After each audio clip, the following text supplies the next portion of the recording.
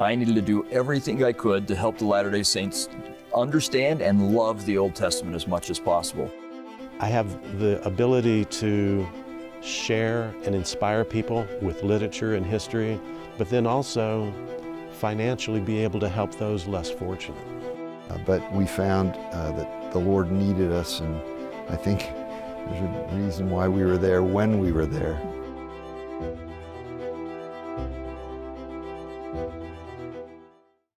Hello and welcome to Latter-day Profiles. I'm Brian Howard. We're here at the LDS Motion Picture Studio in Provo, Utah. And joining me today is Chad and Ben Truman. Good to have you. Yeah, the Truman Brothers, you might recognize. If you don't, hopefully you will after today, because they got some great music going on. And duo brothers that have been, you've been probably playing music together most of your lives, I'm going to guess. But as hard as we try not to, we just keep having to do it. Well, before we jump into it, give us an idea, your style of music. I'll pick on you. So what's your style of music for people who haven't heard? I mean, when we first started, it was just the general songwriting, like, John Mayer, Maroon 5, or contemporary, the stuff we were listening to, right? But in the last few years, teaming up with Deseret Book, with Shadow Mountain Records, it's been really fun to do more of like Christian pop rock, as a general kind of genre title, yeah. Yeah, and I've been listening to her last couple weeks, and I really like that. I connected with you. My wife's doing Time Out for Women. You guys are going to be performing there. Of course, it'll be long after this is taped, but looking forward to that as well. Well, let's talk about how you guys got started. I know you grew up in a musical family. Your dad was involved with Diamond Rio and also the Nashville tribute band. So tell us a little bit about that. What was life like growing up? Was it music all the time, or? Well, you know what? Like, we grew up in Nashville because that's where Dad was to work with what he was doing with his band. And for us, he was just Dad. Like, we understood that he was in a cool band or whatever, but like that was just our life. So we weren't raised up to be like, you are in a musical family and you do musical things. Yeah. We were just at home playing video games and playing baseball in the front yard. And but over time, over the years, I think by osmosis, like a deep love for music, for songwriting especially, kind of sunk in because of just being around the music industry, being around my dad as he went through his process of listening to the demos that they were working on. And we'd get a chance to be riding in the car and he'd say, do you like this song? Yeah, I like this, And we just got to see what that process looked like. But they truly never trained us up to be musicians. We took piano lessons and stuff like that, like any kid, but we were just it was really just getting into adulthood where I think everything kind of blossomed into this thing where, hey, we like doing this, and the more we did it, the more entrenched it became in our lives. And so here we are years later still making music. And we didn't perform as kids together. It was never one of those kind of things. Maybe once a year, we got together and sang I Need Thee every hour at church, you know what I'm saying? But nothing too intense until we got to college. Yeah.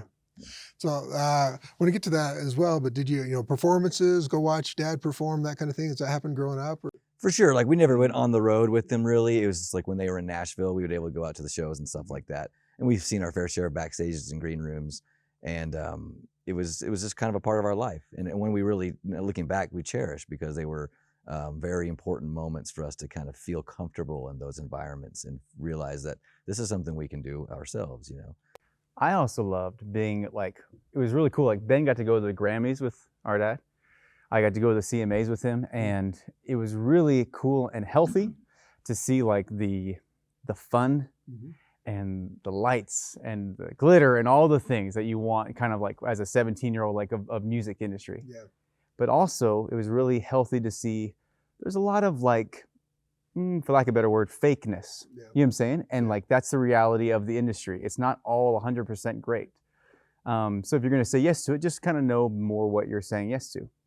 So I love seeing that as a relatively younger person, so that if we did say yes, which we did, to doing music, you kind of know what you're getting yourself into versus just seeing what most people would see on Instagram or music videos. And I'll say because our dad was successful in music, the luster of fame wasn't the same. I think it was kind of normal to be around, and so I think that wasn't something that became our focus as we started making music, because it was kind of like, no, like that's already kind of a thing.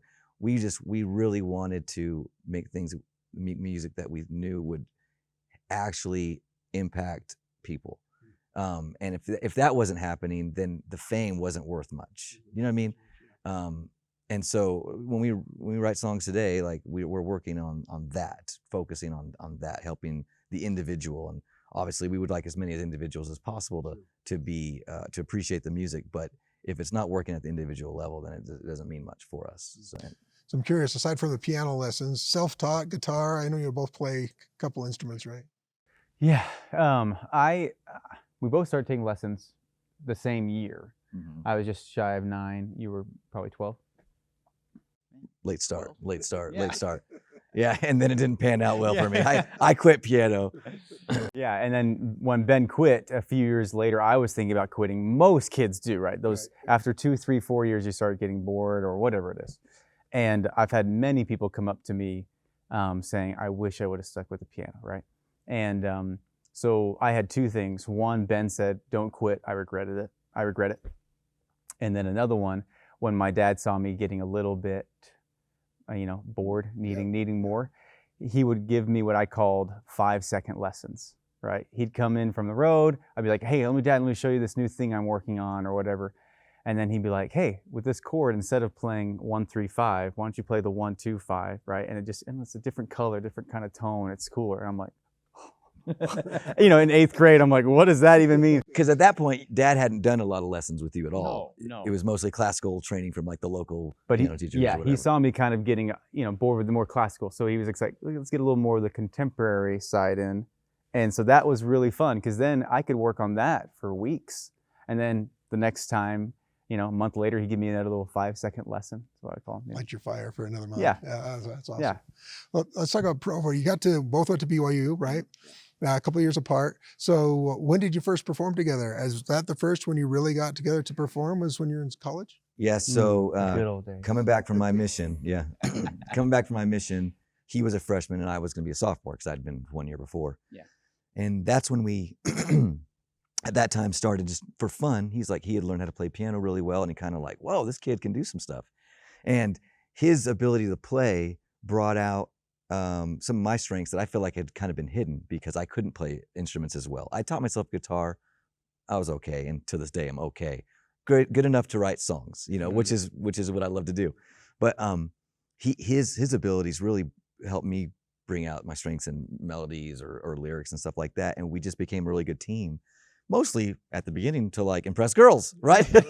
like you're in college, right? Like so we just would all around the campfire, like, oh, who's got the guitar? I'll put that away. Okay, And but like over the years, we just kind of kept doing it because we just had strengths that we both brought out in each other, and I'm happy to say that we're still doing it because what were early songs about breakups and girls and stuff like that have really turned into something I think we'll look back and be really thankful that we were able to do together over the years. Yeah. Did the differences, so you went on a mission, came back, you went to school, you went on a mission after that, did the time apart, make any difference? To get better or worse as your, in mission development It skills? is funny. That's a great question because, right, I came home from my mission, we had a year together and we started something that created a little bit of energy in the local college thing around here. But then he went on his mission. And so I had to keep the band going without him. And maybe it was kind of helpful for me to kind of maybe spread my wings a little bit. And then when he got back, we were now both, I think, like fully developed artists and that we were able to combine forces with. So. Yeah.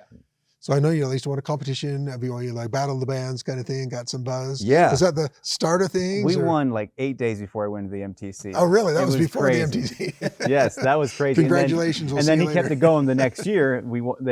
Truman, it was what we called it then, won it. So we won it 2 years in a row, Yeah, that was really fun. Obviously, like that atmosphere at BYU was great. And yeah, that was 06, 07. And then we were like, you know what? We'll let somebody else win it in 08. And so we let Imagine Dragons win it. That's what we tell ourselves. Thank goodness you withdrew so somebody else could That's what we tell ourselves. Gives those guys a little bit of a chance. Yeah. When did you start thinking, okay, this is, obviously doing some performances. When did like actual, going out, performing, crowds, gigs, that kind of stuff? When did that start? Summer 05, he came back from mission and then immediately he's like, hey, dude, I got this melody. And I was like, we'll sing it. All right, cool. And I just put chords to it. And that was, August. And that's when the semester started, right around there. And I think that very semester we started doing like little basic stuff, like come play for a few friends and play poolside at King Henry, And I think that was the beginning of it, was just fall of 2005. Yeah, to this day, people always ask, like, how do you get started in music? What do you do? What do you do? And there's no answer that's like specific. There really isn't. I always tell people, like, practice a lot, love what you're doing so that you can have something to share, and then share it at will. Like, opportunities will present themselves, even if it's just to your 3 roommates that came over, you know what I mean? Whatever, like, pursue those kind of opportunities. And the more you do that, the more other ones will open. And I feel like it was very organic. We had no grand design to be anything or do anything. It's just like we had songs, we wanted to share them. And we are still doing that today. You know, I mean, that's just kind of been our formula. Do you have a process? Is when the muse hits, you write it down, or you sit down trying to figure it out, strum a few chords? How do you write your songs? I'm so glad voice memos exist, like on the iPhone now. That helps so much. I used to have old pieces of papers with random chords. I'm like, what am I going to do with this? There's no tempo, there's no melody, you know? Yeah, for sure. I think at any time you can have some kind of idea come to your head, and we'll put it down on a voice memo or whatever it is, until a moment comes where it's like you're in a situation structured that, okay, I need to come up with something here, and you'll refer back to this list of voice memos or ideas, and so it's always this bank you have sitting there. Yes. Which is important. Sometimes you go back and it's like, this was a horrible idea. It sounds awful. Or like you wake up in the middle of the night, you're like, I have this melody, I got to get it down, right? Because it's genius in the dream state, and you're like, it doesn't make any sense. Yeah, but no, it's then once we identify an idea we like, it just starts with, you just get a groove, get a vibe, and start playing it over and over again. See if words start coming out. You know what I mean? You know, Ben often I'll get a call from him. He's like, hey dude, I wrote this song yesterday, and then he'll play it for me, and it's like one of the coolest things I've ever heard, and I'm so excited to record it. You know, mine are usually a slower build. Our next single actually coming out, if this is coming out in a few months ago, our single called Oh Child, it was really fun. One night around midnight, just had this thought, and it was so fun to like just put the headphones in, jam on the keyboard, and kind of see its progression into fully recorded and that kind of thing. Yeah, that's a special process, I guess, you know. When did you start to record stuff? And for process, much easier now than it used to be as far as to get to a recording studio and that kind of thing. But how do you go about that? You decide, okay, we got X number of songs we're gonna do them, or do you one at a time? How do you do that? Our dad's good buddy Ron Saltmarsh, who's in charge of commercial music at BYU, who we love and love his family. He gave us our first like opportunities at recording. He had done a few like family albums, with us growing up, and then we recorded Bod and other things with him, right? Yeah, early songs. Songs that no one should hear anymore. Not because of Ron, but because of the songs we wrote. Everybody's Googling right now. Yeah. So that was I think 05-ish. Yeah. And then when we won Battle of the Bands, we got to work with Dave Zimmerman at Noise Box Studios, and he's still rocking, doing his thing here. And so that was really fun to record with our band with those songs. So yeah, it just goes, over time, you just little opportunities, like I was saying, and there was no specific way that we got into the studio and had this was the moment we've been waiting for. It's like, no, we saved a little bit of money and made it work and on a budget, you know what I mean? And we cherish those early memories recording because they helped us understand what that all felt like. And again, our dad was a huge help in that. I wouldn't say he allowed us to do anything that most people couldn't figure out how to do as well. But it just is helpful to have somebody there that's been like, yeah, experience. But then also, he was just mainly an advocate. Yeah, for sure. And it's so powerful to have advocates in your life, obviously, and we recognize the ones we've had for sure.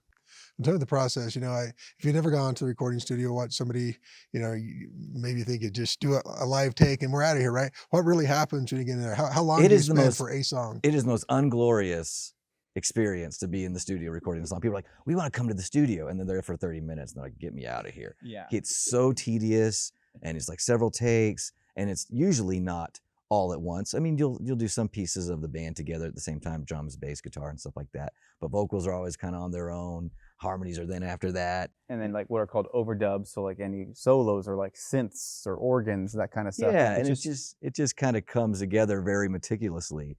And it's not the most glorious process. One thing that I do has some of the glory is kind of the home studio, which we didn't have access to, or we didn't have ourselves 15 years ago. But now it's nice that we both have our own setup and rigs, right? And so it's really fun when, say, Ben's like, hey, dude, I'm working on something, come over here. those are some kind of glory things, because then Ben's boy will come down the hall and be like, Dad, what is this? Yeah, I like it, you know? Yeah, that's always a good sign when the sun comes running down. That's fun, like, because the creation process, it's less stinted these days because we do have so much at our fingertips. You can get started recording stuff for $50, you know what I'm saying? Yeah.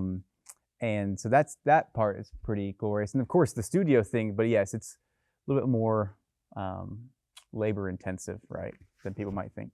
Is that you know, after it's all mixed together, which it doesn't sound like that when you're actually in the studio, because you got, you know, when it's actually mixed together, Right. though, it's like it's a nice, pleasant surprise. It actually sound better than I thought it would. Right. No, 100%.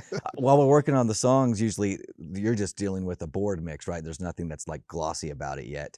And so we're adding all these things. We're working day and night. And, you know, our wife or my wife or his wife will ask, how are the songs? Let's hear what they got. And I'm like, it won't sound right. Yeah. You know what I mean? Like, we know it's going to sound right eventually, we think. Mhm. But, you know, right now you can't push play and really enjoy it because it's kind of all wonky. And there's something exciting and scary about that being the process, right? You never really know what you got until it hits that mixer, and then you get back. This was our song. This is what we've been slaving away for. I know you know, do a lot of stuff like put stuff out on YouTube, your videos and things like that.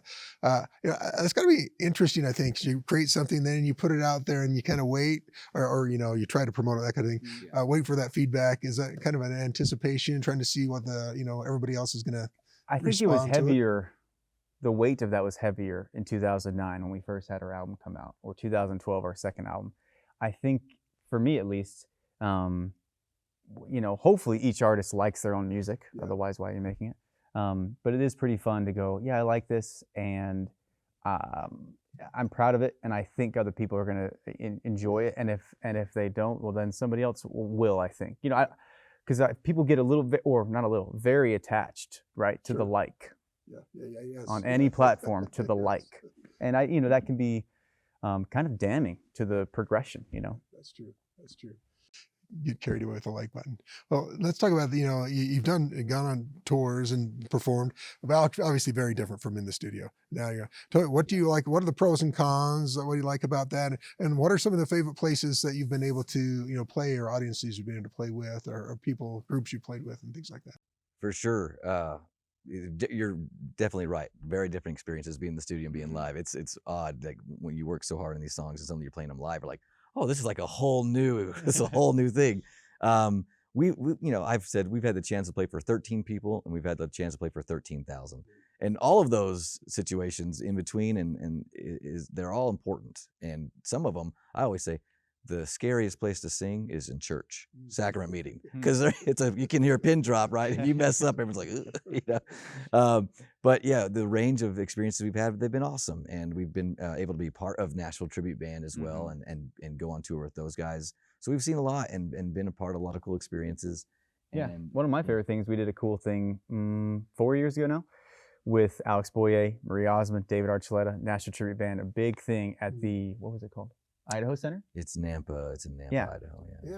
Okay. It was so fun, like a packed, kind of like free event, bring like canned food, like that kind of event to like use as your ticket to get in. And that was obviously on the kind of big side. That was very special. Like you're saying, there's other specials that don't have to be big, but that was kind of a fun thing with Nashville Tribute Band and the crew. One of our favorite experiences is getting in front of the youth or college age kids, you know what I mean? Because they're just there to have a good time. But they're also, it's an impressionable stage. And recently with the songs we've been making, it's been so gratifying to be able to share music that's like they're having a good time too, but there's this messaging that is super important and super like eternally focused. Yeah. And that's been fun to fill that little niche, because I don't know how much of that there's been previously, and especially in our faith community, right? Like, it was kind of like, this is Sunday music, and then you have secular music. Well, we want to have music that sounds like secular music, but teaches Sunday messages, but you listen to it all week long. And that's what we've been working on these last few years. And it's fun doing that for the youth and for anybody really. But they always seem particularly ready to have a core memory experience. Yes, more like a, you know, fun, like revival-esque concert experience, you know. Yeah, that sounds fun. Well, I saw some social media images. You did a concert at UVU, and it looked like you had a pretty good time, and a good crowd was there. So it was so much fun. And they had the local UVU Institute Choir was able to join us. and they did awesome, and it just creates such a great energy to be up there singing with that many folks, things that we all believe in, so. Well, let's talk about that because I went through that experience. I probably anybody who ever strummed a guitar made a song at least one point. It's usually about lost loves or or something like that. How do you progress through it? Now I've listened to your latest songs you have out there, and are faith based. They're faith based without like smacking you over the head. They just got a nice method to it. How do you progress to that? Is something you specifically now? This is what we're looking for. Is that a personal progression as well as just like this is more of what we're trying to focus on with your music? That's a great question. There's definitely something about the stage of life you're in, right? Mm-hmm. I mean, very much love songs, and it kind of moved to life songs as we got married and started seeing just the realities of life, and then it's kind of moved into faith songs. But I would hope that our faith songs feel like life songs as well. They're not just like church songs, because really the application of our faith is such a universal thing. It's not limited to Sundays inside of the chapel. And it's a challenge to try to take that faith, take those principles and put them into a life sense that makes sense to the person on the other end, Yeah, and your music is such a powerful thing. It makes a big resonance with a lot of folks. I know you're connected, doing some performance with Time Out for Women. How did that come about? You know what? I think An email. Yeah, an email. Yeah, it's been magic email. It's been a couple years for everybody, right? Trying to get back out in front of large audiences, and Time Out for Women was no different. That's something they do every year, and we knew making these new songs that might be a good fit for us. And we came out with the music early last year, 2021, and we were hoping Time Out for Women would work, and it didn't, right? Because COVID and everything. And so we've been chomping at the bit to be able to get out there and do this. And so I think we're both mutually excited because it's a perfect fit for us to get in front of a large audience that's ready to have a good time. But again, it's faith focused, and we're looking forward to that. We're going to be going all over the country over the next 18 months or so. It'd be totally fun. I was thinking about you're talking about growing up and the influence that your family had on you and your music. Now the tables turn a little bit. Do you reflect on that? What you're doing now, how it could impact you and your families? I mean, how does that work for you? I think about it often. It's funny how it's like, oh my gosh, we're doing what our dad did. And what does that mean, In so many ways, it's really cool. In other ways, it's interesting and has its difficulties. Our dad was gone often for days, weeks, a lot of missed birthday parties and a lot of, like Trade-offs. He's barely going to make graduation, and I can start to see like, I actually just flew in from Hawaii. My family's all still there, but I came home 3 days early because we have this interview and Time Out for Women starting tomorrow. And my son Harrison was like, sometimes I wish you didn't make music. Sometimes I wish you didn't do concerts. I'm like, okay, I want to find the right balance. And look, like that's universal for all occupations. Like you got to work hard, you got to put food on the table. And so I try to make sure that we find that balance and that we of course, put our families first. And it's interesting to definitely compare to how we were raised and see how it's working now. I think we even wrote a song about it. Yeah, we did. But it is funny, like our dad famously gave some advice. He was on some panel. It was some local BYU something or and he was one of the main three, like, judges or whatever, right? And there's aspiring musicians in the audience, right? And they said, okay, judges, final thoughts. And I think Dad was kind of the main judge at this event, and so he was the last one to give like the last word to all these aspiring, and everybody, I mean, they're just edge of the seat, because they think the secret sauce is about to be dropped on them for success. He's like, okay, final words, okay, and he just says, he looks out in the audience, be careful. And I love that because honestly, I feel like I've tried to use that because I feel like it's actually really great advice because it can get unbalanced for too long. Life can never be fully balanced always. Right. There's different seasons, and I get that. Sometimes you got to grind it, sometimes and you got to miss certain things. But if it stays unbalanced for too long, right, then you get off with your priorities or whatever it is. And so I think it's just always great to be careful. Check in with the ones you love the most. How are they feeling? And what you're doing, making them feel like, those things. So I actually love the advice, even though everyone was just like, be careful. All right, Yeah. they're just writing it down. Exactly. We just got about a minute left, but future for you guys, continue on, release some more music. Or what do you have plans in the near future? Yeah. New songs are coming out all year. We have singles coming lined up for the next few months. big plans, Brian. Yeah. Big plans. All right. Mark it down. Yeah, with an album coming out later this fall. So kind of probably right around after this interview goes up. Yeah, we're excited. We've got new songs and excited to get out and perform them more than we have over the last couple of years. Haven't been able to do much of that. And really just working hard to build a platform of messaging that we believe in and are excited to share with people, because I think we need folks to jump on board with us and be a part of this experience with us, because we want to do concerts all over that people can join and have a good time in a way that maybe they haven't had so far inside of their faith experience. Well, highly recommend. You can find you guys at your website, Truman Brothers, online. Do a Google, you'll find them. Also on social media, Instagram. I think that's how I connected with you. Checked you out on Instagram. So social media is worth something. Yes. That's a good thing there. And then I highly recommend listening to music. I've enjoyed it, been listening to it over the last couple of weeks. So it gives me give you a thumbs up, and Awesome. for what that counts. Thank you. Yes, thank you. Really appreciate it. Thank you so Hey much. guys, I appreciate you coming. Thanks so much. Absolutely. Thanks.